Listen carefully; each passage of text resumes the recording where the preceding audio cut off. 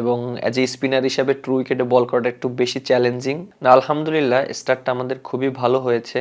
আর যেহেতু আমরা কালকের ম্যাচটা উইন হয়েছি, এটা আমাদের জন্য একটা পজিটিভ সাইড। যেহেতু আমাদের এবছর ওডিআই অনেক বেশি ম্যাচ এবং আমাদের র্যাঙ্কিং এর একটা ব্যাপার আছে।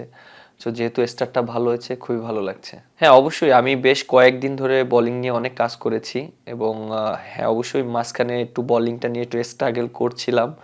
বাট কোথায় আমার ইমপ্রুভ করতে হবে সেটা আমি খুব ভালো করেই জানি। সেটা নিয়ে আমি কাজ করেছি এবং বিসিএলেও ২টা ম্যাচ খেলেছি, ওখানেও সেটা নিয়ে কাজ করার চেষ্টা করেছি এবং আলহামদুলিল্লাহ কালকে বোলিংটা আমার জন্য অনেক বেশি কন্ট্রোল ছিল এবং বলের লাইন লেন্থটা খুব ভালো জায়গায় ছিল এবং উইকেটটা অনেক ভালো উইকেট ছিল।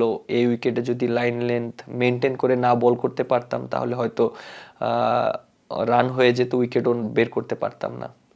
অবশ্যই যেহেতু এখানে আমরা ট্রু উইকেটে খেলছি এবং অ্যাজ এ স্পিনার হিসাবে ট্রু উইকেটে বল করাটা একটু বেশি চ্যালেঞ্জিং। আর আমার কাছে মনে হয় যে আমি যদি অবশ্যই ভালো জায়গায় বল করতে পারি, লাইন লেন্থ দুইটাই ট্রাই করতে পারি, আমার কাছে মনে হয় যে সাকসেস হওয়ার চান্সটা বেশি থাকবে।